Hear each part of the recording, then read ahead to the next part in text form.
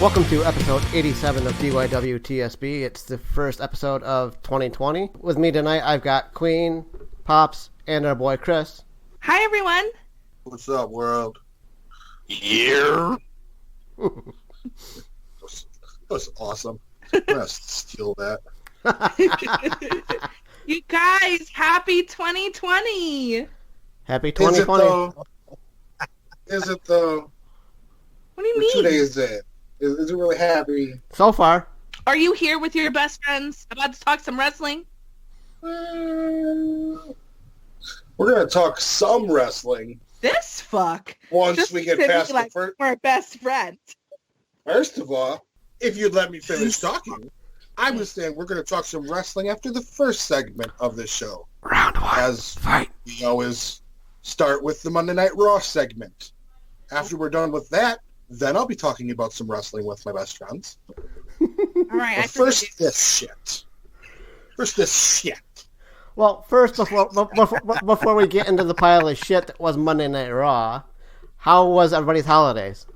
So good, fam. It was like every day something was going on. It was amazing. I got my fat watch. That's what I call And it. holidays are pretty good. That's good. Good. I'm glad everyone's holidays were good. And I have the unofficial mascot of God. DYWTSB, Baby Oda. That's a sponsor on one of our shows. It's Baby Oda, not Baby Yoda, because we'd get sued. Yoda. Baby Oda, baby Oda. Would we really get sued if we Baby get out of the mascot? I mean, probably, but not really. Disney likes to fuck with people. Dude, Disney can sue me all they want. I ain't got shit. The bank owns everything I have, so... But I'll take Yoda. You can't take it from me. Okay, so, Oda. Speaking of baby Oda, while we were making Christmas cookies, my sister's boyfriend discovered if you cut the head off of the angel and turn it upside down, it's a baby Yoda cookie. So, life hacks for everybody for next year. Oh, fun. Or just when you have a Star Wars party. Right? Because people do that. Around the release of movies, sure. Yeah, hello. Oh, okay. Don't do that in my hood. Nerds! Goddamn nerds. Don't do that shit in my area. I don't know what y'all do in the upper northeast, but Have fucking fun. y'all do you. Are you looking for the newest and hottest in the world of pro wrestling? Then check out the amazing action on Powerslam.tv, the biggest indie pro wrestling channel in the world. Get over 6,000 hours of the best events from over 150 of your favorite promotions from 20 different countries around the globe. Brands like Progress Wrestling, Evolve Wrestling, Combat Zone, Defy, PCW Ultra, PWX, Over the Top, Shine, and hundreds of others with fresh content added every day for only $5.99 per month. Get your free trial today at Powerslam.tv. All right, how about the highs of Monday Night Raw? Do I have a Okay, few minutes? disclaimer. I was there. For Christmas, I bought my brother tickets because he... 'Cause she hates her brother, low-key. Fuck you.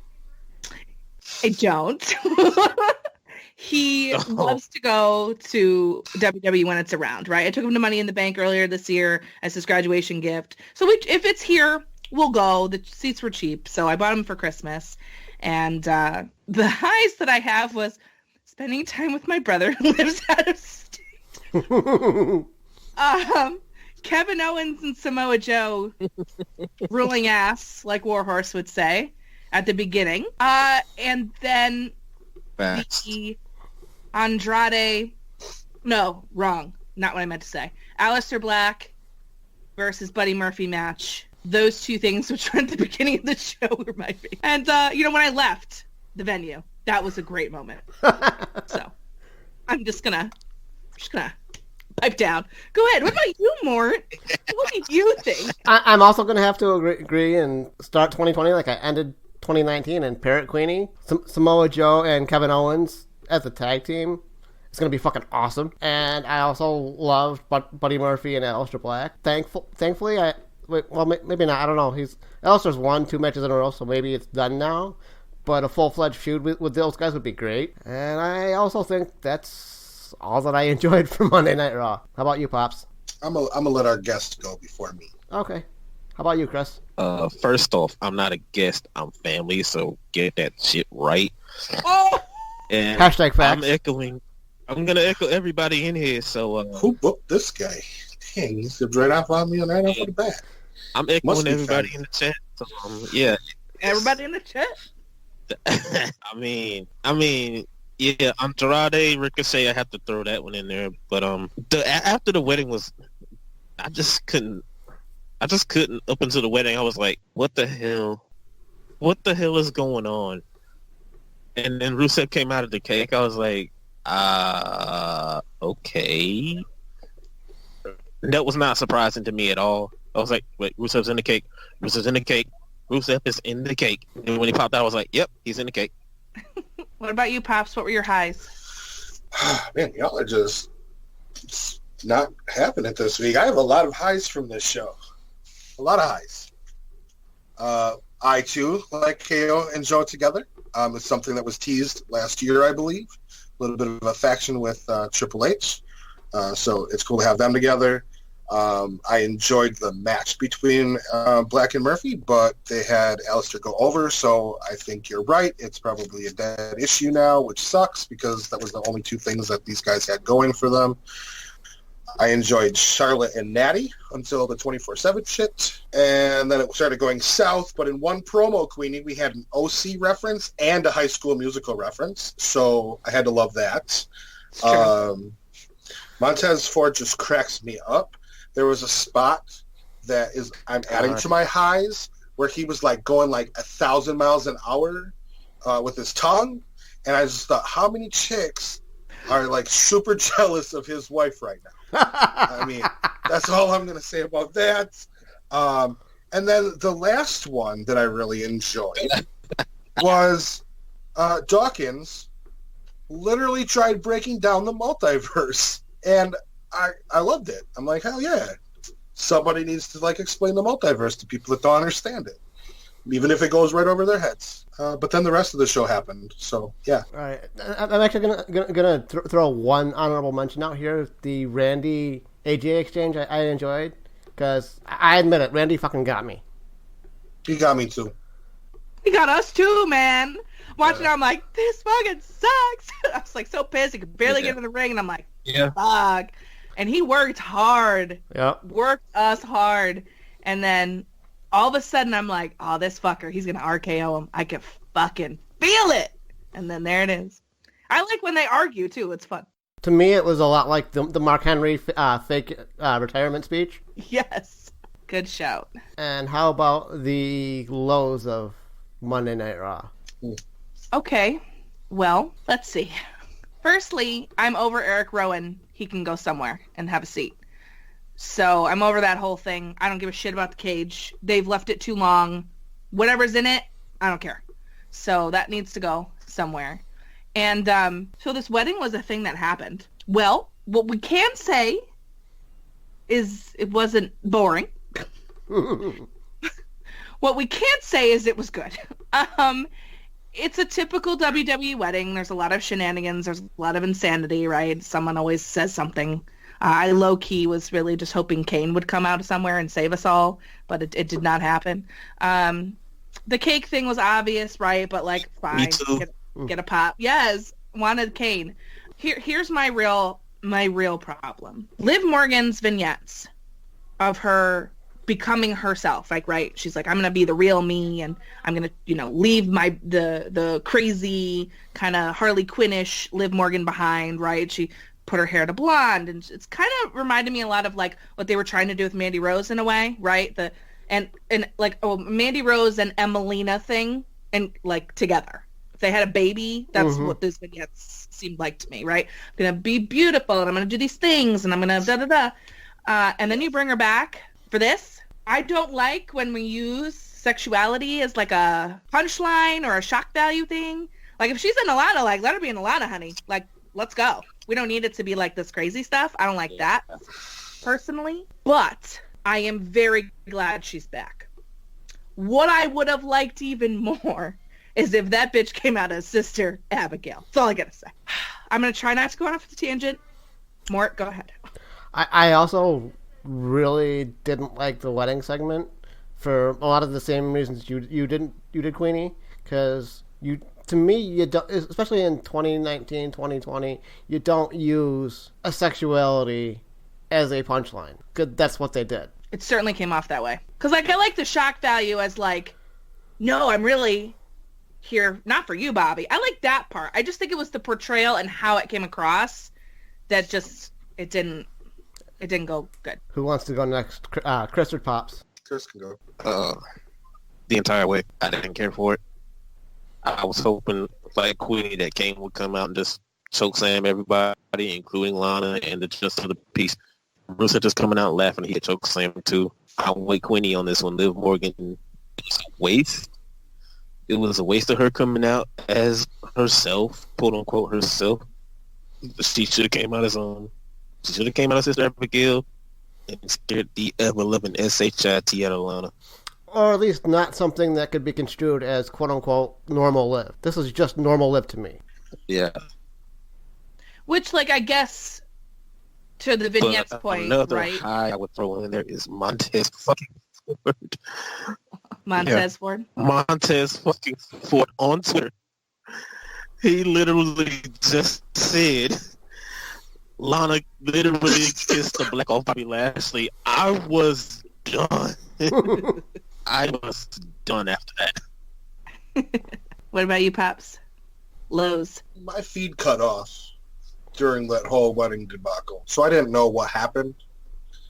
And then my best friend tells me to catch up on her Twitter feed, and it ruined my night. I didn't sleep going into Tuesday because I feel like they shot down a lesbian angle on SmackDown with Sonya and Mandy because of reasons of whatever they were. They didn't want to be too edgy or whatever, or too artificial, I think was what they were used.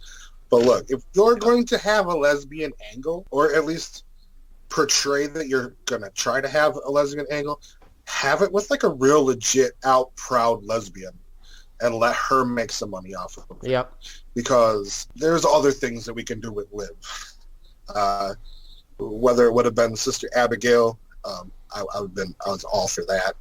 But this to me just seems real like, what are we going to do? Oh shit, I have an idea. It's just stupid.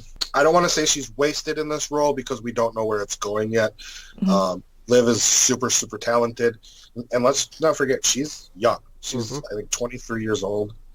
And she's hungry. She's one of 8 kids. Humble beginnings. Like, she is going to make whatever they give her better. So I hope that they at least give her, like, good blueprints, I guess, is what I'm trying to say. I'm trying to be positive about it because it really did suck. Like, it was huge. I don't want to sound like I'm disappointed to see Liv because I'm never, ever disappointed to see Liv, but I was disappointed that this is where they went with it because where it started in the beginning with her Twitter videos of her sitting at the driveway crying in the rain, and then all of a sudden pink hair is cut off. Like, it could have just went a million other places with it. And I was just disappointed. But I'm happy for her. I'm happy she's on TV, and I know she's going to make the best out of it. But whoever's creative this was, fuck yourself. I could have done a better job. Yep. I think I feel like a lot of people feel the same way. And to your point about Sonya, like, it's the same thing of like when people who aren't, back in the day, a long, long time ago, women weren't allowed to be actors, right? Males had to play women. The women play the women. You know what I'm saying? Like, just put the people who are in the role as the role. Typecast, motherfucker. Like, why? Why can't she be out there, loud, proud, out, beautiful, like a beautiful role model for the LGBTQ community? Let her go. Let her do it. Why is that such a bad thing? Why do we have to? I mean, you know, whatever. I just, it grinds my gears so much. because they had it and they didn't do it, and now they're doing it with this. That's really, I think you nailed that one, Pops, for sure. You three, as well as our listeners and our friends on Twitter, know that I'm in a wheelchair. I do my very best to be, quote unquote, as normal as possible to make it so the wheelchair doesn't matter. I don't want special treatment because I'm, quote unquote, different. For me, being in a wheelchair, you use this quote unquote representation to present as normal, not as, hey, here's some shock value. Right. Well, I mean, here's the thing. If they didn't even, not that they have to, but they didn't even talk to Sonya and say, hey, Sonya, we understand your position. This is where we're going with this, yada, yada. And I know they didn't, because right after Raw, she just sent out a text that simply put, mind blown. Yep. And Mandy responded, and she's like, when you have an opportunity that you can... To be authentic? To be authentic, and like you said, have a role model in a position that doesn't need to be written. It's there. Mm-hmm. It's organic. And she's a damn good wrestler too. Sonya's very low key, very underrated in the Agreed. division. And I was saying that long before this Monday. So there's a lot we can say about it. We can rebook the territory. We can do whatever we want. But the fact is this is what we were handed. Right. To me, it's a pile of shit. But I have to hope Liv runs with it, I guess, because this is what we got. Sure. And again, they dropped the ball with something that they could have done to elevate, Bray Wyatt and the Fiend character. I mean, just that one little touch could have elevated that story. I mean, as we get it right now, people are left 2019 calling them like a Pee Wee Herman character with the demon side. It's because we overexposed the fun house. We overexposed the Fiend right off the bat, and he's now going to be a joke. We have to do something to elevate him. And that's the thing. I've seen people try to defend this wedding thing as Liv being in a quote-unquote main event prominent storyline. That's what she would have been if she was part of the Bray Wyatt stuff. So it doesn't hold water with me. Also, does it have to be fucking Lana? Ugh! Sorry. Here's the thing with Lana. I can't stand her. The reason it's Lana is because you can get Lana to do anything because Clearly. all she wants is a shot. She just wants to be on TV. She wants to earn her paycheck, which I can respect. Yeah. Because they got her doing some dumb shit. At some time, it's like, you got to, it's now 2020. You got to say, nah, fam, I can't do this. This is not right. Like the whole world knows that me and Rusi are married. Exactly. And we're not going to stop posting pictures. It's a pretend show about pretend fighting, and yeah, but we live in a social media world. We all know the truth. You're ruining your own fucking story. Yeah, and I don't get pretend pissed. I just get pissed. Yep. Right. I want better for the people that I look up to and that I have a lot of respect for. But at the same time, they're cashing checks that are bigger than mine. So I was saying, enough of Monday Night Raw. How about the highs of AEW Dynamite? Wow. Well, I just thought so many good things in the show. Fuck, I don't even know where to start. I love the main event. My boy Kenny coming in huge, my guy, on fire in that match. I really loved it. It was the right call for them to win. It was the right call for him to get the pin. I like what they're doing with that. Darby Allin makes me very nervous, but I love him so much. Because that coffin drop, though, holy Mary Mother God. Cannot. He makes me so nervous, but I love it. Fucking crazy. And as Pop says, anytime Darby's on the screen, we're here for it. It's just freaking magic. You know when we always say that phrase strap a rocket to him, let's go. Yep. That's where I'm at. Oh, I love him so much. My only issue with that match is the fact that Cody won. Yeah. I a lot of people I think echo that sentiment, but I also loved how Sheeta showed out in the women's match. she's my favorite in AEW. Aside from Chris Statlander, those are my top two. And watching her totally rule was a nice thing to see. And I'm going to be very excited when she wears that strap in 2020. Hopefully we get Sheeta versus Chris Statlander for the title at some point in 2020. I would love that. So, how about you, Mort? I loved the Fatal 4-Way for the women's title. You're right, Queen. Sheeta completely shined in that match out of all four of the women. And the other one that even though when it was announced we knew the result of the match, I also enjoyed Moxley versus Trent Beretta. Trent is super talented. How about you, Chris? Almost the entire show was a real high for me. My low was obviously fucking JF. But other than that, I loved every single match on the show. Every single match on the card was really good. And like Queen said, I loved when Sheeta showed up. This was pretty much Hikaru Shida's coming out party as a women's wrestler in AEW. Pops? Mm-hmm. I don't think my personal fans, all one of them, are gonna like me. Uh-oh. I have one low throughout the whole show. So this whole 2-hour show was extraordinary from start to finish. I don't personally care for the resetting of the records. I think it's, without having a season, I think it's kind of shit to me, but that's just my personal liking. I didn't have a problem with Cody winning at all, because I really felt like this show needed to start with an elite win and it needed to end with an elite win. So there was good bookends.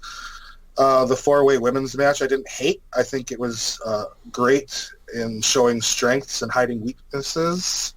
I don't buy Riho as the champion. I thought Sheeta should have won, but then I remembered that Statlander gets the shot next weekend. So I'm like, okay, I get it. Let's give it to Chris. It might piss some people off. But yeah, and then, I said something earlier to Queen on a different show that we do. Okay, I don't pay attention to Japanese wrestling. So I told her, I was like, hey, I didn't watch Wrestle Kingdom. I'm glad that Chris went on to talk about it. And she's like, oh, it goes on this weekend. I was like, well, that's good, because I was concerned about Mox. I'm like, how is this motherfucker here? And he's got a match tomorrow. It's a 17-hour flight. Like, this dude's crazy. So, yeah, that's the extent of me knowing what the fuck is going on. Yeah. But, I mean, I enjoyed the whole show. I thought it was great booking to have Kenny and the Bucks win. Yeah. If they would have lost, I think I would have shit all over this whole show, just because they lost, because it's getting a little old. I agree. I'm glad. I actually also, to your point, love the vignette package at the beginning of the show. Are the Elite still the Elite? I thought that was excellent. Excellent. Because they've been really touting that story. Continuity, baby. Also, honorable mention, can we just hire Taz full time? Right. And have him on commentary? That was awesome. That would make my day. Like, no offense to Shivani. I like Shivani. I'd actually prefer Shivani, Taz, and Excalibur, but that's just me. I want to throw that in there as an honorable mention before we start talking about lows. All right, and how about the lows of Dynamite? Nitpicky little things. I mean, MJF's MJF. I'll let Chris go off on that. But the things that were evident to me were, and I don't understand why, but Britt Baker sounds like she's so nervous every time she speaks. Mm-hmm. Her promo to Riho, I didn't believe a single word. I don't think she believed a single word of what she was saying. Well, to be fair, I don't think Riho stood a word that what she was saying. I understand that. I don't understand. I used to like Britt Baker a lot. And then she came to AEW, and I just can't figure it out. That for me, she needs to take a step back. I don't know what she needs to work on or what's going on with her, but she seems like she's not ready. She looks like she's ready when she walks out to the ramp. And from the ramp, I mean, to the ring. And then she gets in the ring, and I'm like, what? What? Who? What's going on? And then she talks, and then I'm even more confused. So for me, that's just like, ooh, something's got to happen there. Like Nyla went away for a while. Maybe Britt should go away for a little bit, you know? Like get some confidence. Because I think she would be so much better with some practice and some, like, votes of confidence, for sure. And I also feel that way a little bit about Private Party. I love Private Party a lot in the ring. But that promo with Hangman Page... Horrible. Not good, fam. Like, I couldn't even understand what he was saying. I couldn't understand what anybody was saying. They weren't clear. They weren't articulate. They were going over one another, like, speaking. Hangman looked like... That's another low for me. He looks like something's going on with him, too. Which I guess is supposed to be like his character thing, and like, is he elite? Is he not? Whatever. I get it, but nah, fam. That did not work for me at all. The rest of the show, though, I couldn't believe 2 hours flew by. I will say that. I forgot to mention it. For me, other than the stuff that you mentioned, Queen, the thing that stuck out to me was you could visibly see whether it was her fault or whether it was the camera person's fault. You could see Riho watching spots when she needed to climb back in the ring, when she needed to break up pins and all that happy shit. And that just took me out of the moment in parts of that match. I have a question about that, though, because that's a great point. And that's one of the reasons why I can't buy her as a champion, because of moments like that. The language barrier is hindering her growth in America. Because when you're in there with American wrestlers that are calling spots in, English, if Sheeta wasn't out there to call spots for her, she'd be like, both looks good. And that's sad for her. Like, she's going to be their champion. They need to do better by her, I guess. And at least they need to support her better. Yes. I agree. And that's why I possibly put it on the camera person, because the camera person, whoever's controlling it in the truck, maybe could have angled it slightly different where we wouldn't have seen it. Yeah, protect her a little bit more. Give her some support.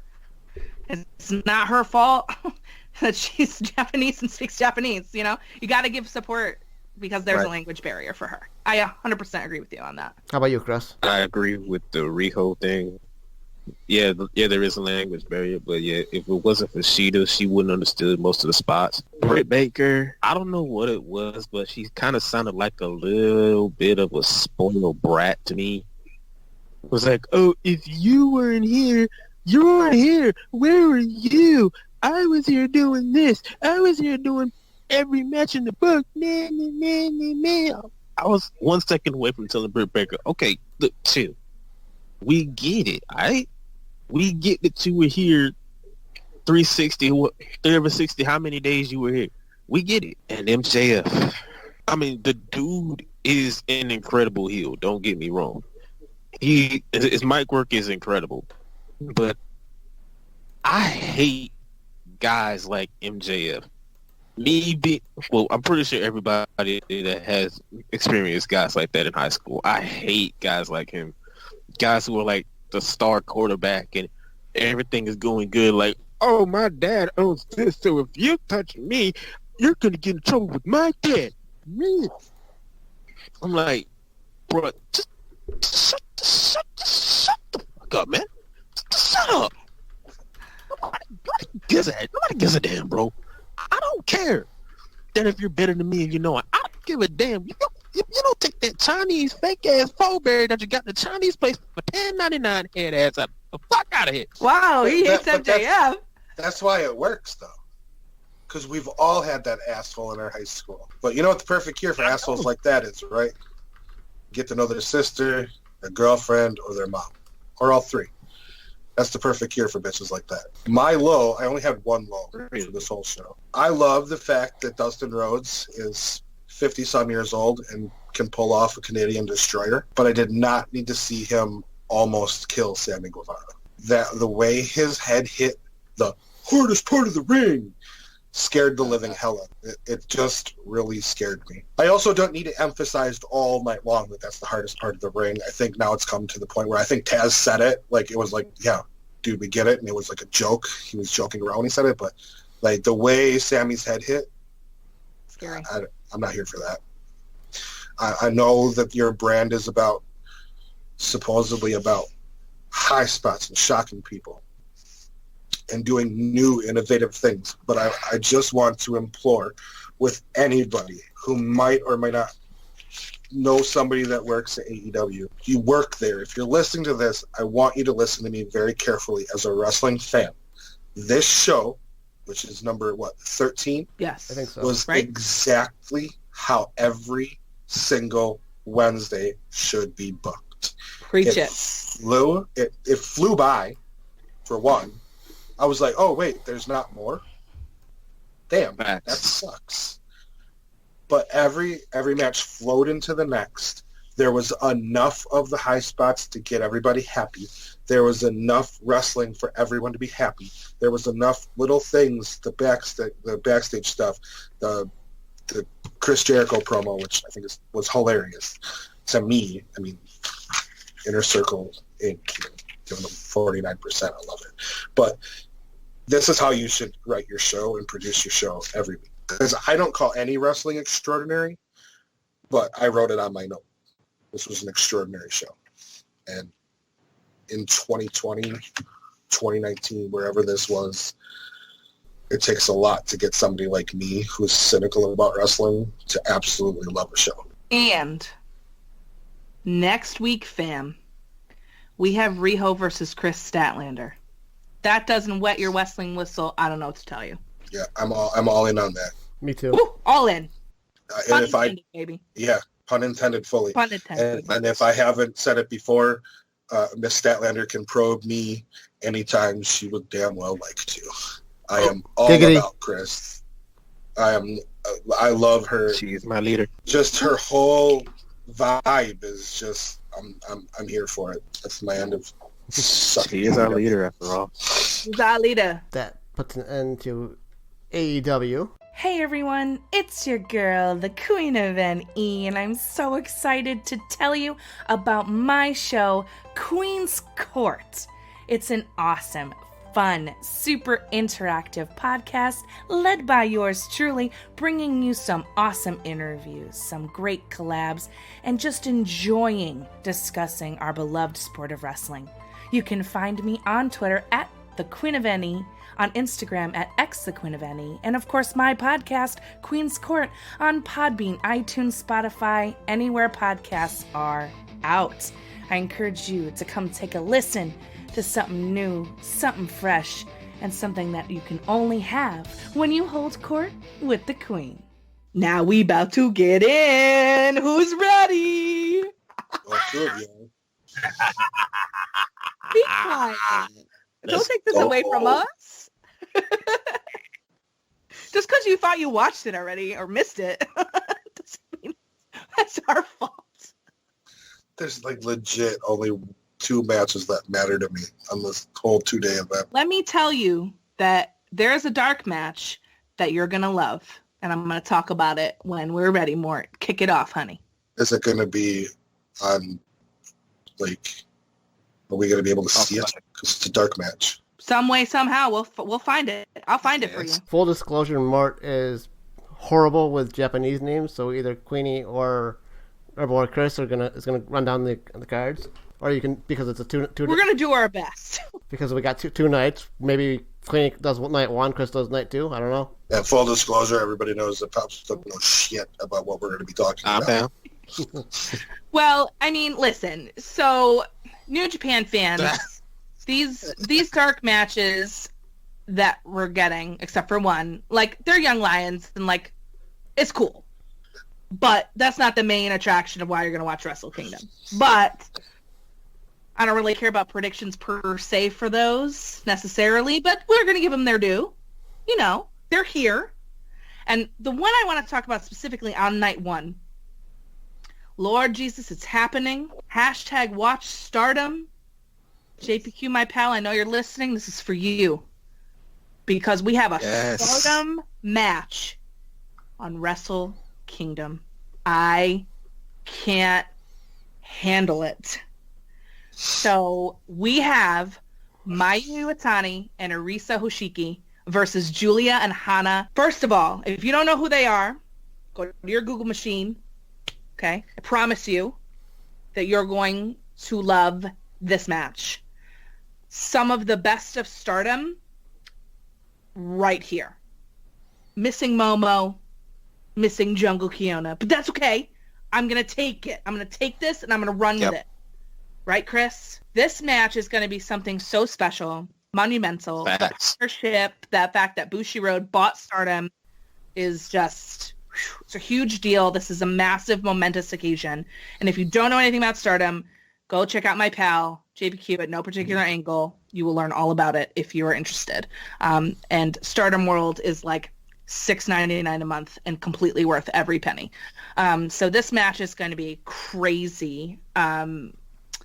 Chris, you got anything to add for the Stardom? This match is a momentous occasion. Don't get me wrong, but they could have had my bae Tam Nakano, but I'll deal with it. It's a momentous occasion. I'm not taking anything away from Arisa, Mayu, Julia, and my waifu number 2, Hana. Hana's. But yeah, if y'all need to get yourself educated, go to the homie JPQ. Go to the real big dog no Roman JPQ. Get yourself educated. Like I said, get yourself educated. You got a day. You literally have a day to do it. They're excellent, and of course, Mayu Iwatani is the girl right now. Stardom. She's the big champ. So this is a huge deal. So super exciting. Then we have 2 other like dark or pre-show matches with some young lions. There's a ton of them in there. We have an 8-man tag team match. And then we have just a regular tag team match as well. I don't really care to go through them all because it's a lot. I don't really think Mort or Pops care if I skip over it because it's cool, it's fine, but it's not why we're here. We're here. Well, real quick, Queenie, the fact that Chris called Hana waifu number 2 has me intrigued, so I'm going to have to do some research. Oh, Google her. You won't be disappointed. She's my wife. She's on my list of wives. Bruh, Mort, let me tell you. Here we go. Tokyo Cyber Squad is like one of my favorite factions in Stardom right now. Hana, my God. When she comes out in that gas mask, bro, and the light up sword, dog. Oh my God. Gas mask and a light up sword. With pink braided hair. Braided hair. Amazing. Huh. Tell me I'm lying. Tell me I'm lying. Take your word for it. She's the truth, honey. You ain't lying. She can get it all day, every day. God. All right. Anywho, before this gets rated R, let's talk about the fact that let's have a moment of respect for the man himself, Jushin Thunder Liger. This is it, folks. This is it. This is the retirement weekend. Damn. He has spent his year doing his tour, and it has come to a close, and I'm going to cry like a motherfucking baby. That was crazy. Years, 30 plus years at the top of his game. I was going to say, because the first Jushin Thunder Liger match that I saw was against Brian Pillman in WCW in like 94, 3, something like that. 2, something like that, like early 90s. So, I mean, he's had a hell of a career. You said that. Say it twice. Say it louder for the people in the back. There's a lot of things happening, and this is an 8-man tag team match to kind of start it off. And we got Liger, Tatsumi, Sasuke, Tiger Mask versus Sano, Otani, Tatsuhito, and Taguchi. It's going to be good. It's going to be good because of what it represents. It's just going to be like just a cry fest for a lot of people. And I don't know if I can pick him to win, though. Like, is he going to win this one, or is he going to win on night 2? This is where I'm like, I don't know. This is a tough one. What do you think, Chris? I'm in that same boat, you know. If they have Liger win night 1, are they going to have him go out on his back? Mm-hmm. it's the kind of thing that just boggles my mind. Like, is he gonna win both nights? Is he gonna lose both nights?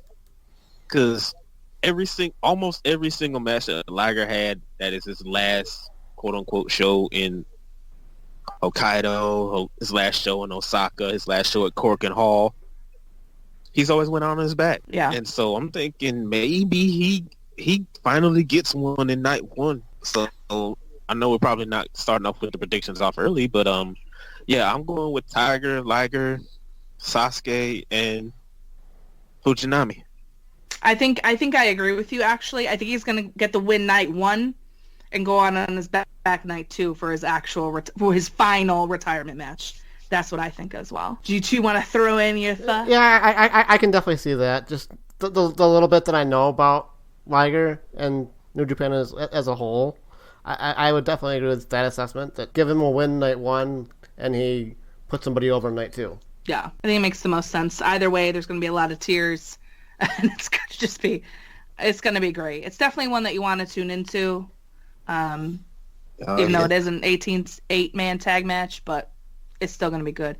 The next one is where we're getting our little faction wars going on, another 8-man tag. We got LIJ, Evil, Sonata, Shingo, and Bushi versus Suzuki-gun with Murder Grandpa himself, Taichi, Zack Sabre Jr., and El Desperado. So this is going to be a banger. I'm really excited for this one. Man, I'm like chomping at the bit to watch Murder Grandpa. So I'm really excited about it. And then I actually think that Suzuki-gun's going to come out with the win here. I just think, because it's no real stakes, right? It just is like building up for what we're getting night two, I feel like. With Sonata and Sabre Jr. for the the British heavyweight title. So I feel like it doesn't really matter for them as much. It's just there to kind of like get the hype going and get the build between those two going. So for me, I feel like it's Suzuki-gun all day. I'm the same way. It's gonna have, the way I see the faction wars going on for this match and for the next one, it all leads up to night two. So I'm with you, Queenie. I'm going Suzuki-gun. What about y'all two? You want Murder Grandpa? How can you go against Murder Grandpa? You can't. I know. Do you want Murder Grandpa or do you want Allied? I gotta go with Murder Grandpa's team. Pops, what do you think? You betting against Murder Grandpa? I agree. I agree. It's okay. That's my prediction. Over there. That's my prediction for every match that we're going to talk about until the two that I care about. I agree, because I have no idea what you're talking about. I know who Murder Grandpa is. Right. He's like 9,000 years old and he's still wrestling. He's the fucking man. That's who he is. Yeah. So. All right. I'm just gonna lay. I'm gonna Shivani this one.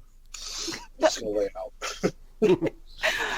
Well, it's gonna be a lot of fun, and like Chris mentioned, we're going into like another 8-man tag, which I also feel like is just setting up for night two, which is Chaos, Goto, Ishii, Yano, and Yoshihashi. Fuck Yoshihashi. Anyway, Bullet Club, Bad Luck Fale, Chase Owens, fuck Chase Owens, Kenta, and Takahashi, who I love so much. But yeah, I just feel like this is building towards night two. It's mostly like Goto and Kenta stuff, and because they're having their never open weight match the next night, so like there's that going on. I mean, this is a little tough just because I'm like, well, who wants to get the win before night two? So Chris, I'm gonna let you speak first before we make our final predictions. It's gonna be the same. I think it's gonna be the same way. One leads to the other. Yeah. Let me go in on Yoshihashi right quick. Go. Yoshihashi is like the tapioca. He's like the tapioca of chaos, bro. Oh my God. He's there. He's just there. Don't get me wrong. He's a great wrestler. He's a great wrestler, no cap. But personality, bro, you are just like tapioca. It's just bland. You're like a cardboard sandwich mixed with beige paint, dog. You're just there. That's gotta be a T-shirt. You're just his face inside really tapioca pudding. Like, I wish we had a designer that could design that shirt. You're Chris. just Right? cardboard Cardboard paper tapioca. bag first of all, tapioca's gross, but it's got a little bit of flavor. But that paper bag and cardboard thing with that Beige paint. I need that. I need that in my life. I need that shirt in my life. I wish we had the designer. Yeah. Steal it. Like I said, can the back of that shirt just say "fuck Yoshihashi" for me? I need that in my life. I hate him. You're gonna have to hate him so much. Oh my god. I think ultimately though, I'm gonna go with Chaos. I mean, Bullet Club, and then Chaos is gonna take it night 2 with my boy Godo. It's a little spoiler. That's what I meant to say. What do you think, Chris? I'm actually going with Chaos to win because we'll get to night 2.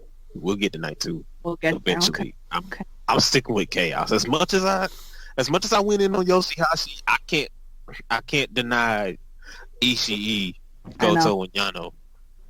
It's true. I'm going with Chaos. I expect Yano shenanigans. That should make everyone happy. When don't Yano shenanigans make everybody happy? Exactly. There is no Chaos match without Yano being in it that you don't expect Yano shenanigans.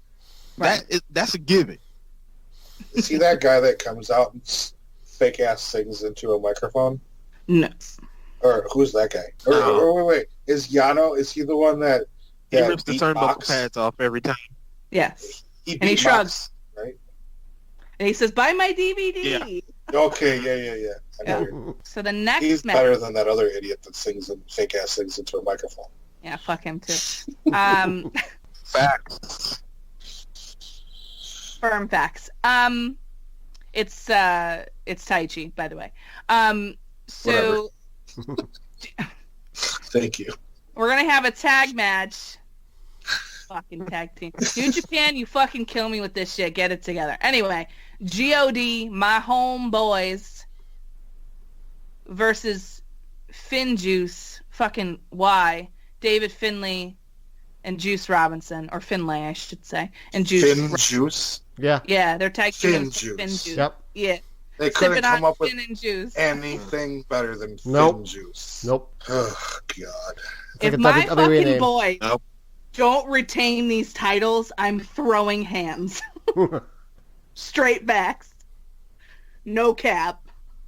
Chris? I'm going to throw in some facts. Well, thank you, Kevin Kelly, for saying this, but God, whenever they had the tag team titles, they have never retained at Wrestle Kingdom. They have never retained. And, damn it, I want my boys to retain. That's right. Whenever they retain, I will vibe to the whole theme song throughout the whole show. I don't give a damn whatever match comes after this.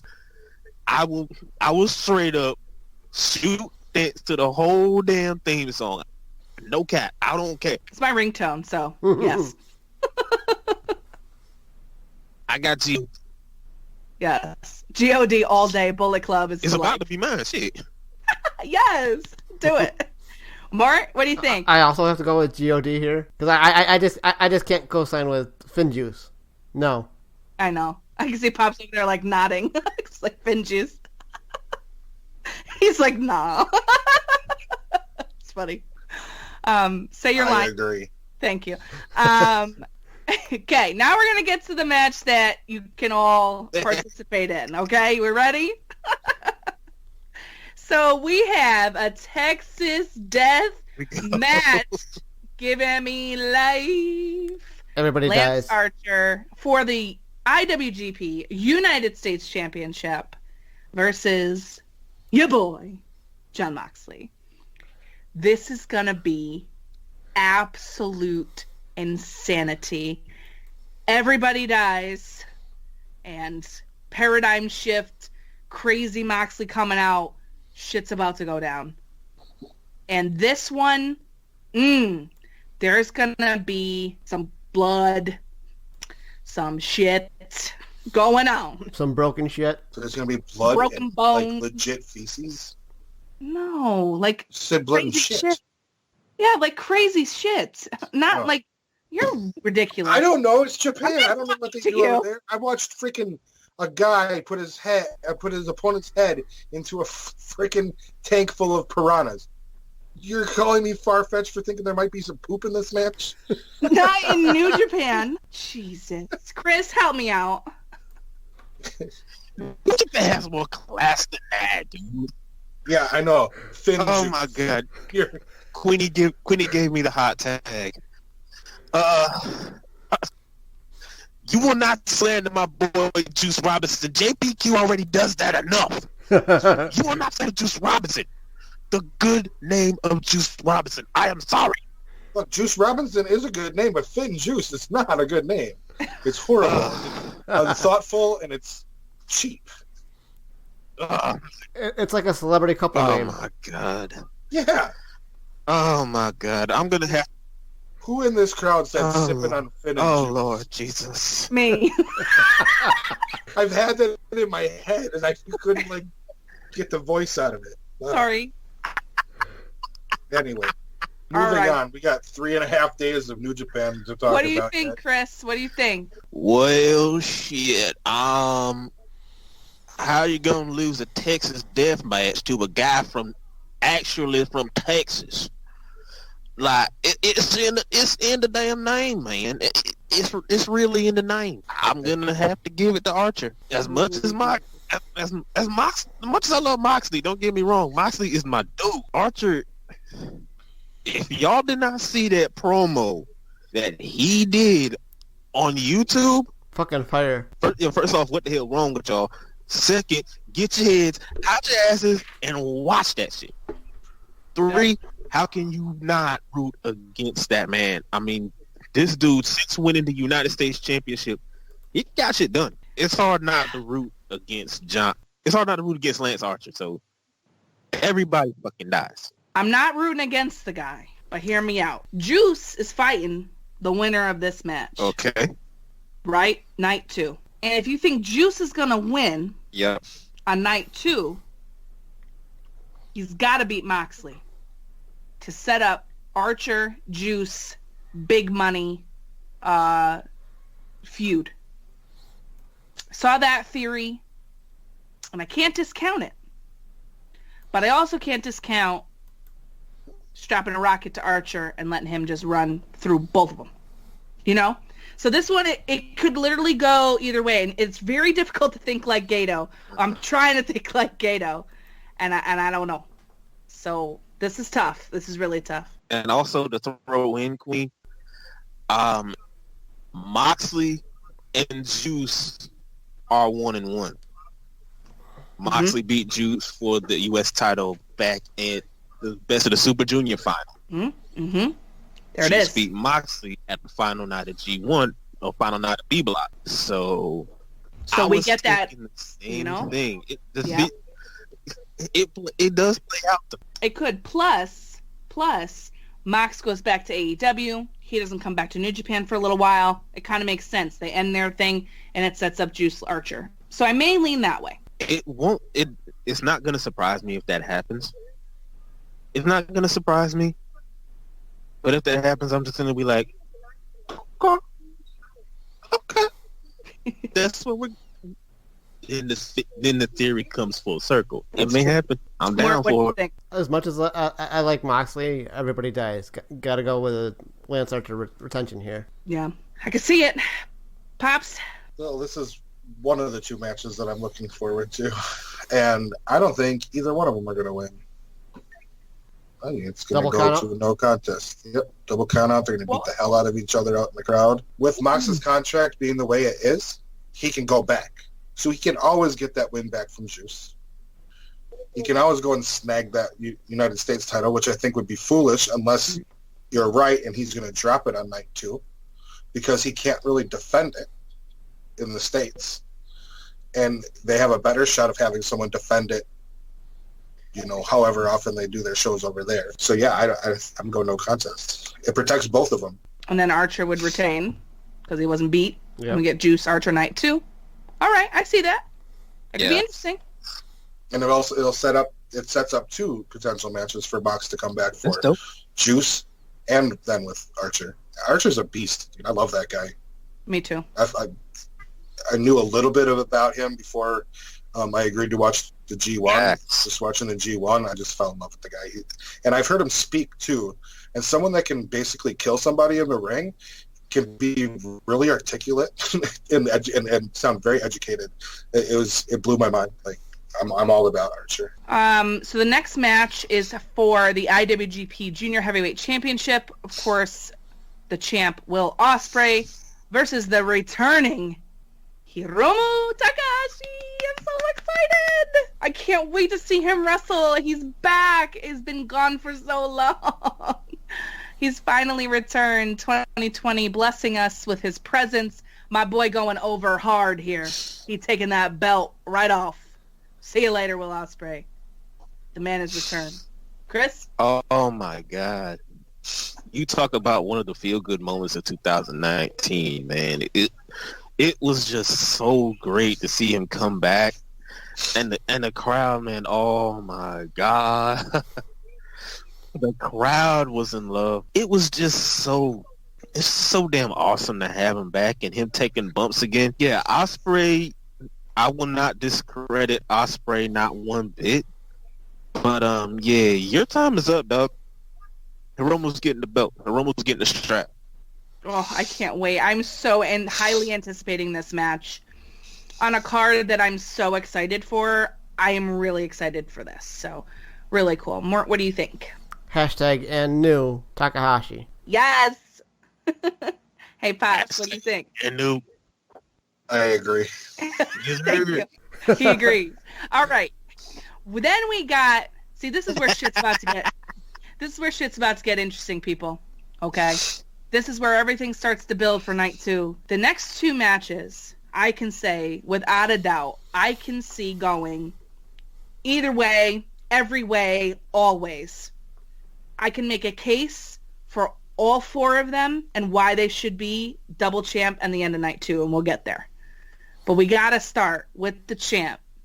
The Switchblade, Jay White, of course, he's the IWGP Intercontinental Champion, versus Naito. Holy good Christ. I don't know what to do. I think I'll be watching this match, and I still don't know who wins. The pin will be counted, and I won't believe it.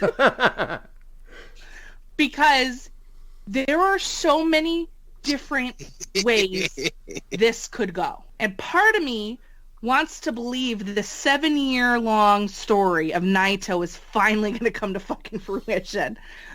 But the other part of me is like, fuck that, Jay White's going to win. And the other part of me is like, fuck that. That's not even right. We got to have Naito win. Literally, that's been my life since this was announced. Which has been months. It's so hard, you guys. And all New Japan fans know. Chris is laughing at me because he understands what I'm going through right now. I don't know what to do. And I don't care if I'm wrong, because it's going to be great either way. But I think I'm going to put my little dot next to Naito, and I'm going to leave it there. Chris? Now, see, now you got me in a little bit of a pickle here. Because I can make a case. I can make a case for Jay White. I can make a case for Naito. And I can make a case for either 2 of the next match we're going to talk about. But here's my thing with Jay White, though. Okay. Let's just run down the whole damn career of Jay White. This dude beat 3 major players for the 3 major titles in New Japan, and the mofo was only 27. Yep. He beat Kenny for the U.S. He beat Tanahashi for the heavyweight championship, and then he beat Naito for the IWGP Intercontinental Championship. I know. Naito is the one Naito was the first one to even bring about the double gold belt. He was the first one. But it's hard. This is the one that really has my mind just going like, okay, Jay White wins. He's gonna go against whoever. But then Naito wins. It's just I can't. It's like I can't wrap my mind around who the one to pick. But I know, Queenie, you said Naito. I'm actually gonna. You know what? I'm gonna go with Naito as well. I'm gonna go with Naito. you know, the very the very evil part of Queenie. We like evil and the Queenie. dark, evil Queenie. Okay, listen, Jay White's my number 3 fucking husband. I love him. Don't misunderstand me, okay? The very fucking evil part of me wants the nuclear goddamn meltdown that would happen if Naito loses. The very evil part of me wants it. Luckily, that's a small part. But let me just make it clear that if Jay White wins this, I will lose my mind. So happy about it. I love Jay White. And you're right, Chris. He did. The 3 major names right there, including Naito. Tana, how do you beat that ace, though? You beat that ace. Amazing. And Kenny. Like, it's such good storytelling. Right. And that's what I love about Gato. And that's what I love about New Japan. Literally anything can happen, and it will. That's undeniable facts. Jay White hooked up with Gato. I mean, that's one of the best things you could ever do in New Japan. You just trust Gato that some wild and crazy shit's gonna happen, and more than likely it's gonna happen. Yeah. I can make a case for Jay White too. I wouldn't mind seeing Jay White retaining the Intercontinental Championship, and I would, and Twitter just causing a shitstorm about it. Yep. People are like, Naito 2 belts or else. Naito 2 belts a bust. And I'm over here like, okay. I'm like, yeah, I wouldn't mind seeing Naito either, but what if Jay wins though? But what if he does? Because Gato loves a good troll. I'm just telling you. Don't be shocked. Mort. I was gonna do another hashtag and new, but you guys make a good point, so I'm gonna have to go with a hashtag and still. Once we get to night 2, I'll get into why. Okay, he's sticking with the switchblade, and Pop says he agrees. I don't know who he agrees with, but he says he agrees. So we'll just move on to the last match, which I know Pops is really excited for, so I know he'll have a lot to say when we get there, when it's his turn, because Chris and I and Mort are going to have a lot to say. So, last match of night 1. Can you believe this is just fucking night 1, by the way? Holy Mary, Mother of God. Yeah. Whew. So we have, for the IWGP Heavyweight Championship, yep, baby, the most beautiful belt ever made, Okada, the champ, the golden boy, the rainmaker, the man that makes it happen, versus the other golden boy, the one who committed to New Japan this year, honey, signed that contract after being a free agent for a very long time, Mr. Kota Ibushi. Now listen, people, they did my boy Kota dirty. I'm not happy about it. They put him in this position, and I'm like, fuck, what was this all for? Why did we do this to my boy? My poor boy rose to greatness, and it's going to be for nothing. It's okay. It was a good showing. Kota, they gave him the big shot. He's going to be in the big title picture. He got time. It's going to be okay. Lord Jesus, this match hasn't happened, but it's gonna very soon. It's going to get all the stars in the universe. Fuck, in the multiverse. Dawson's going to have to come explain that again over here. This is going to be an absolute goddamn showcase. Yep. Of amazing wrestling. This is what New Japan is all about. It's going to be beautiful. It's going to be terrifying. It's going to be long. It's going to be a fucking war.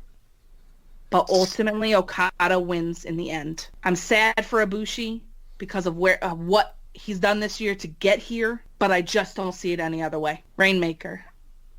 And still. Chris? Let me throw in this little tidbit from Okada. This man is going to light the torch for the 2020 Olympic Games. There it is. My man. My guy. If anybody out there has seen the finals of A Block for Okada and Ibushi, and that little teaser right there, fine. Just oh my God. I'm not gonna lie that Okada's the champ.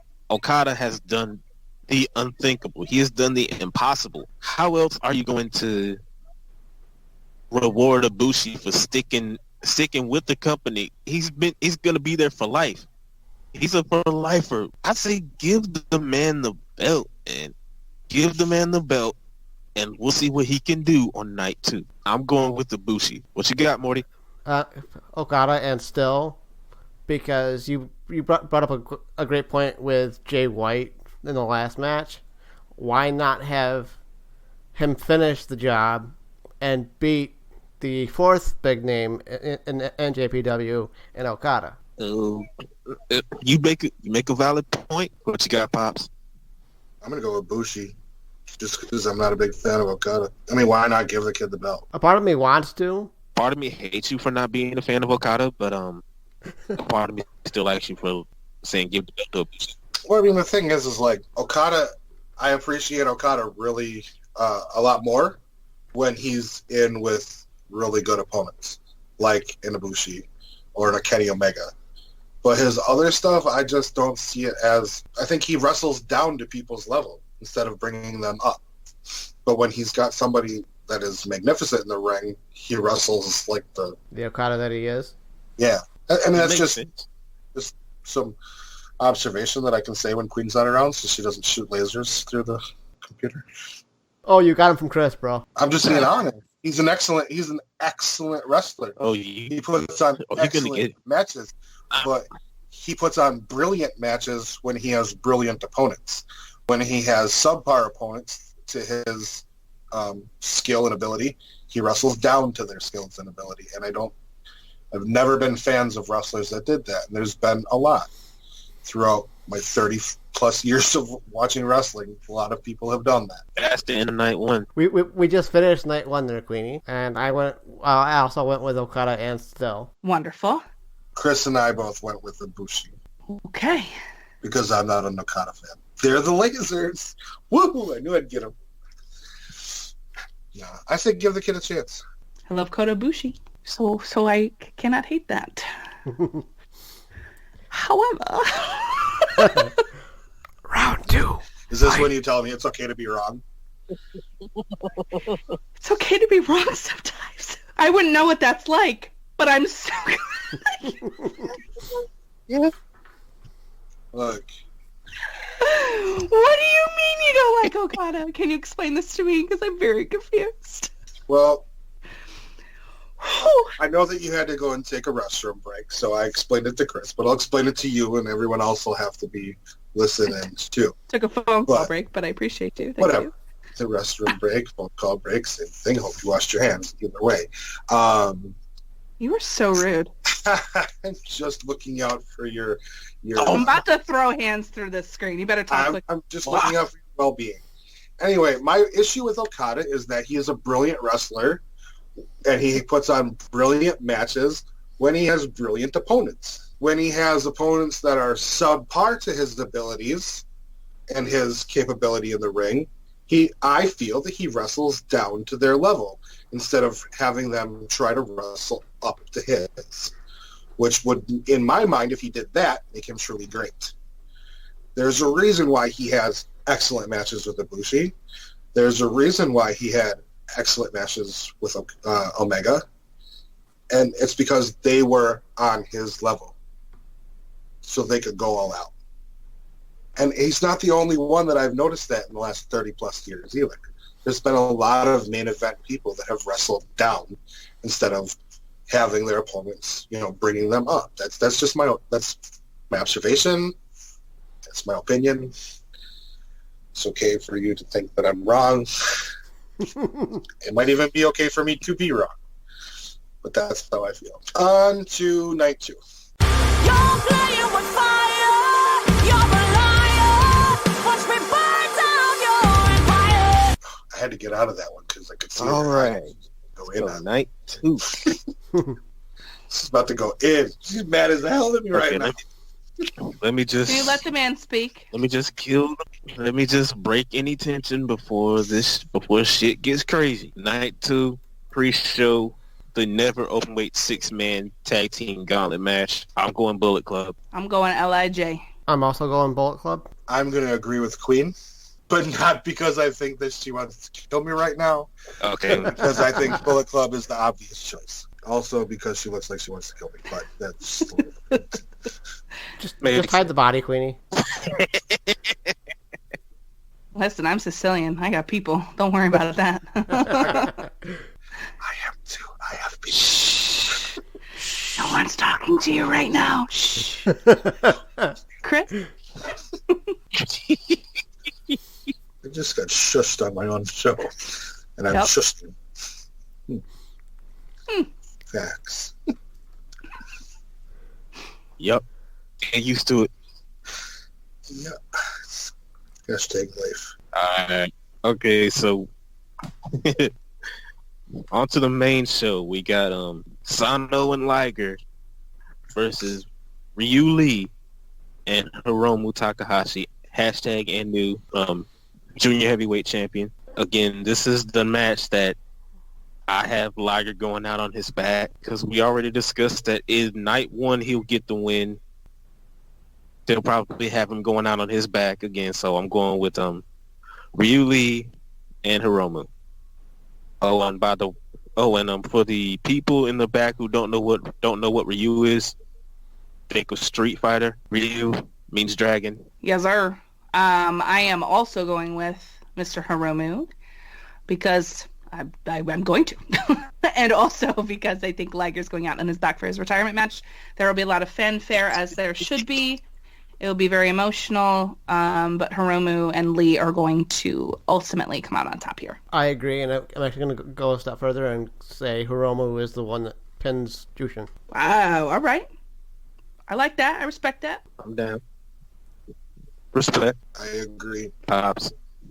He agrees. Next one, Chris. Famous last words. Next match is for the IWGP Junior Heavyweight Tag Team Championship. Bullet Club Tandem, ELP, El Phantasmo, and Taiji Ishimori versus Sho and Yo, Roppongi 3K. These two have been at it ever since Super Junior Tag League. Since Yo and Sho, three-time IWGP Junior Heavyweight Tag Team Champions, 3-time winners of Best of Super Junior Tag League, my fault. At the end of the night, they stole the trophies. Roppongi 3K gets their comeuppance. And Roppongi 3K become the 4-time IWGP Junior Heavyweight Tag Team Champions. Yes. I agree. Hashtag Roppongi 3K. What do you mean? So exciting! Let's go! Roppongi 3K, Sho and Yo. Love them. Also, fuck you, El Phantasmo. Anyway, that's another story. Yeah, he must not be a sponsor this week. No. Listen, as much as I love Bullet Club, I'm not voting for them in this Wrestle Kingdom. Except for GOD. Terrible. So sorry. Pops, do you agree? Of course. Wonderful. What you got for it? He says he agrees. He doesn't know who he agrees with, but he agrees. I agree. That way, if one of y'all is wrong, I'm still right. Should have gone with that strategy. Jesus. Oh, by the way, normally I write down predictions, but since I can't spell half of the things you guys are saying, I'm not even bothering. So it's fine. We'll all be wrong anyway. So Gato is kind of like a mind fuck. He is, and it's the best. Got him figured out. He's just like, I'm gonna fuck your mind right now. And we all love it. We do. Some more than others. Match number 3. Match number 3. This is for the British Heavyweight Championship. Zack Sabre Jr. versus Sonata. Anytime these two are in the ring, oh my God, it's just magic. It's the match where you don't say anything.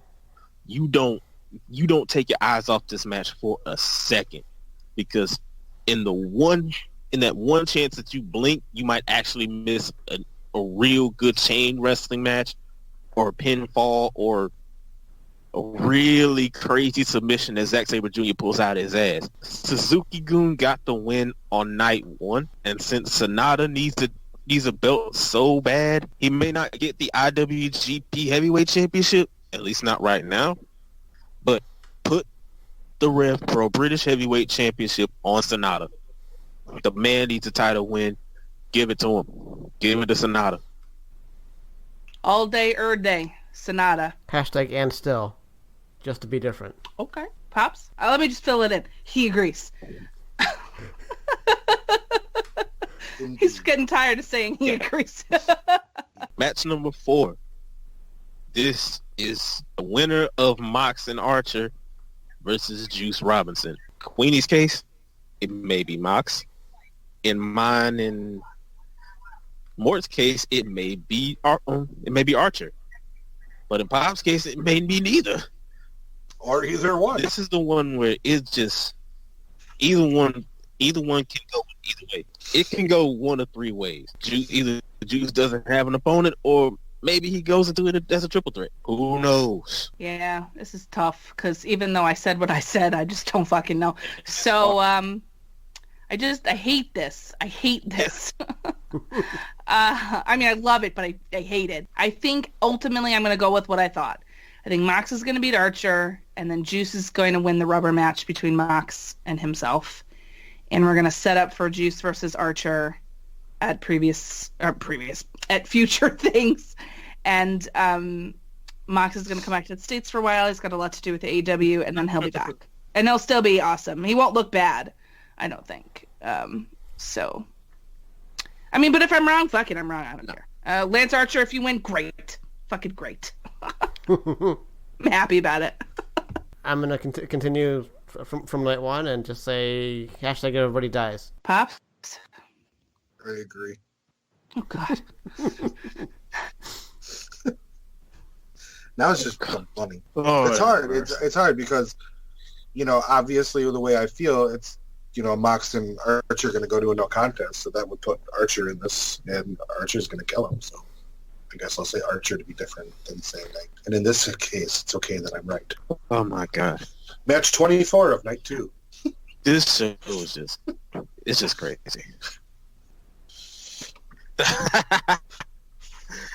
Actually, match number 5 of night 2 for the Never Openweight Championship, Kenta versus Goto. I expect nothing less from this match to be just a straight up hard hit, and just they'll be hitting some shit that'll make you hurt. And with that, since Bullet Club it can go either way. It's another match that can go either way. I can either see Kenta retaining, and I can see Goto winning his umpteenth Never Openweight Championship. For the sake of this, I'm gonna go for Kenta. Kenta retains, and one way or another, Ishii gets the belt again. So I'm going Goto. And new. Hashtag and still. Hashtag I agree. We're feeling for Pops. He agrees.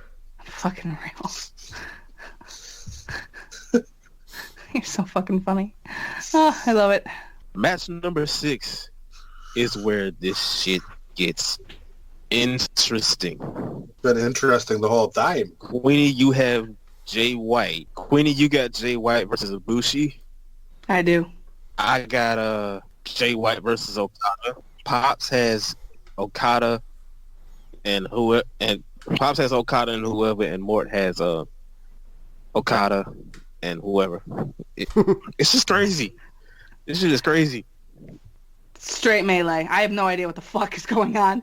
The way I think it's gonna go down. The way I see it, it can go one of 4, one of like 16 different possibilities can happen. I'm all for just sitting back and letting this shit just play out. Right? I'm just sitting back and letting this shit all play out, man. Seriously, what the hell can we say without knowing who's gonna be in it? Right. In my scenario, I think White's gonna go over Ibushi. This is gonna be Ibushi's lowest point, and he's gonna rebuild to challenge for the belt later in 2020, maybe at Dominion. So that's what I think. I'm going Jay over Okada. Jay White has simply had Okada's number ever since. Ever since G1 Climax 28 last year. Yeah, you can't bet against Jay White going against the Rainmaker. So I'm going with Jay. Well, and since you said that I can't do that, I'm going to go with Okada. And actually, to correct you, Chris, my predictions from night one, this match would be Naito versus Ibushi, because champion versus champion, we got Jay White versus Okada. So I would go with an Ibushi win for this match. We're gonna say that. I'm gonna go back to my original guess and say I agree. That's gonna be solved for. That's gonna be solved for the match after this one. Match number 7: Hiroshi Tanahashi versus Chris Jericho, Les Champions of AEW. And the match is already set in stone, and it's already been made clear that if Tanahashi beats Jericho, he's going to get a shot at the AEW championship. And Tanahashi said it himself. He wants to open that quote-unquote forbidden door and have AEW work with New Japan. Have like a real slow start of having AEW work with New Japan. I asked the question, like, I believe it was like 2 months ago, what would be some of the craziest ass matches from if they ever have a partnership or if they ever have a super show in MSG. I think this match could be the start of that. God, I hope not. It's an exciting possibility, this door opening to future alliances. For me, I think it's something for the future. I think Chris Jericho needs to win here. Tana is going to be floating in the Intercontinental Heavyweight title for the next ever because he's go ace. But I think Jericho needs to win here, and I think what this does is crack the door open. And they both sides agreed that to the stipulation. I don't think it's happening anytime soon, but I do think that we could have a reverse type of contract like Jericho and Moxley have in New Japan. I think we could see something similar coming over here at a future major pay-per-view. Major. Like All Out or Double or Nothing. Or, you know what I'm saying? It's got to have some sort of stake and value. I could see Tana getting a similar AEW contract where he's able to challenge for the title. I don't think it's going to happen immediately. I wouldn't even be surprised if it didn't happen this year at all. But I think that just this stipulation being announced and that they agreed to it is a very good sign for the future. Mostly because I just want GOD to annihilate every single tag team ever. I'm going to go with a no contest here, so the stipulation isn't outright dead. But I don't see, like you said, Queenie, I don't see the partnership being worked out completely as of yet. But I don't think they want to kill the stipulation outright dead. Okay. I'm also going to go with a no contest, and that's basically just because that way an AEW guy is not going over a New Japan guy, and they don't have, and the other way they don't have to execute this stipulation, which I don't know why everybody wants them to partner. Like, AEW is still new. They need to stake their flag in this country and stand on their own 2 feet without partnering with anybody else. And New Japan has proven that they can draw crowds in the right markets in the United States. So I would like to see them come and stake their flag in the United States before they have some kind of partnership. Yeah, it makes sense. It does make sense. And like you, I want it to happen, but not now.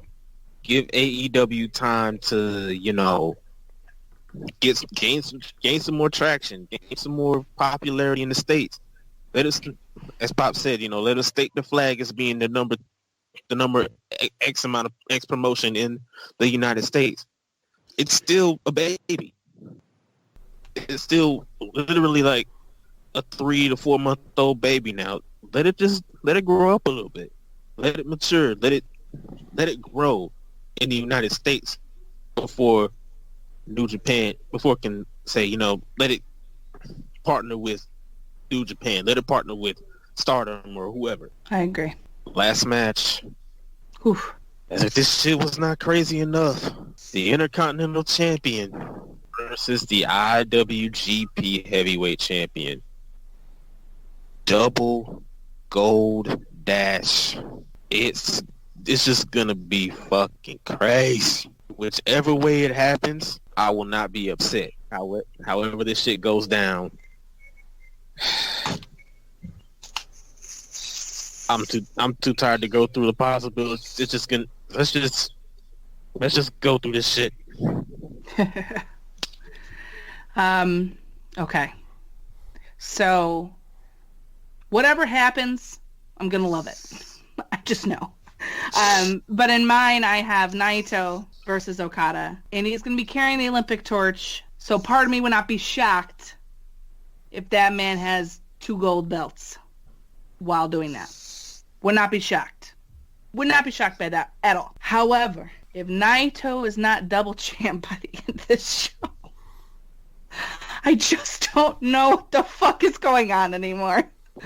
The years that it has taken to get us here, fam, is out of control.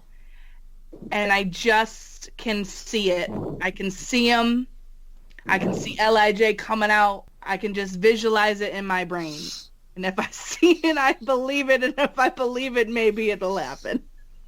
But as I mentioned earlier, Evil Queenie is totally fine with the nuclear meltdown. So it's okay. Either way. But I'm going to be pissed, but it's going to be fine.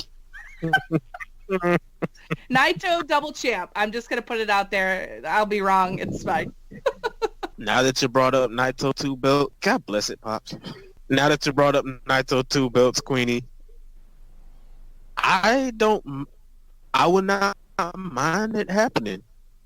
Have Naito come out as IWGP and Intercontinental Champion. You got Sonata coming out as British Heavyweight Champion. Hiromu, Junior Heavyweight Champion. Shingo, Bushi, and Evil as never openweight 6-man tag champions. See what I'm saying here? See what I'm saying? 6 straight. LIJ. All 6 moving straight. into 2020, baby. All 6 All straight the can go. And they all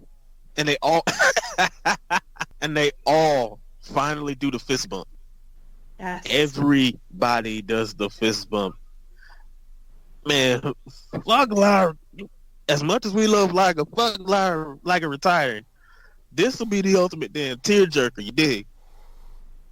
All 6 men do the fist bump in the middle of the ring. And he finally says, Los Ingobernables de Japón. Getting teary already. Oh my God. What do you think, Mort? All right, in my scenario, I had Jay White and Okada winning, and because Chris made a point for about night 1. Jay White's beaten 3 huge names in New Japan. Why not have him come out, Jay White 2 belts, and beat Okada as well, and make it 4 huge names? To me, that's a pretty awesome story. Boom, baby. Bullet Club. Close it out, Pops. At all. Don't say you agree. You're welcome. 3, 2, 1. Pick a side, goddammit. I can't because I want to go Bullet Club, but I'm gonna go with the name that I can't say. De Japón. So Just say LIJ. You good? You good? I'm gonna say LIJ. Say LIJ, Pop. Damn. You're welcome. Oh my god. Now that that's over, do you guys have any closing thoughts?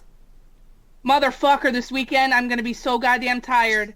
So many energy drinks, so much coffee, so little sleep. It's gonna be insane. I cannot wait for this. I love Wrestle Kingdom so much, and I feel like last year was a little bit of a disappointment, and this year I feel like we're back to New Japan roots. We're back to what they do best, and we're going to be treated to an experience.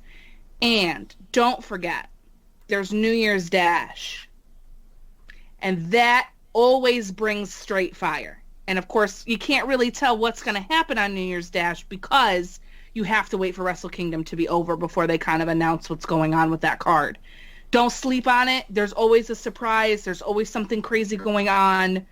I'm going to be tired, but I'm going to be so in love with wrestling this weekend that I'm going to be riding a high into trying to watch Monday Night Raw. But it's okay, fam, because I'll be so excited about the weekend. It'll be fine. And then we'll get to Riho versus Chris Statlander. And what more do you want out of your beginning of 2020? Nothing. I'm good. Hashtag zombie queenie. Yes, for real. But it'll be worth it. Watch with me, please. I will be tweeting. I'll be talking about it. Please do. How about you, Chris? Wrestle Kingdom isn't just an event. It's a full-ass experience. And it's like Queenie said, do not sleep on New Year's Dash. Some fire shit has happened since New Year's Dash. And not to go down the full list, but we had Suzuki come back from exile. We had Kenny turn on AJ. We had Jay White turn on Kenny. We have Liger's retirement. Who the hell knows is gonna go down? But oh my God, this is one of the pay-per-views that I have been waiting for since Wrestle Kingdom 13. It's just an experience. It's not like I said before. It's not an event. It's not just your normal ass pay-per-view. It's an experience.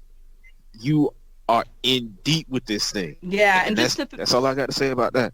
Yeah, just to throw it in there too, real quick. You can buy the pay-per-view on Fight, and you get all 3 nights, Wrestle Kingdom Night 1, 2, and New Year's Dash for $49.99, which is an excellent deal if you don't want to sign up for the streaming service of New Japan. However, if you sign up for the streaming service of New Japan, it's like $9, and you get everything you want, plus the archives. So I'm just saying, it ain't so bad, fam. You can cancel that shit later. Didn't say that out loud. I would never cancel my New Japan subscription, ever. Just saying. It's a steal. It is. It's a steal.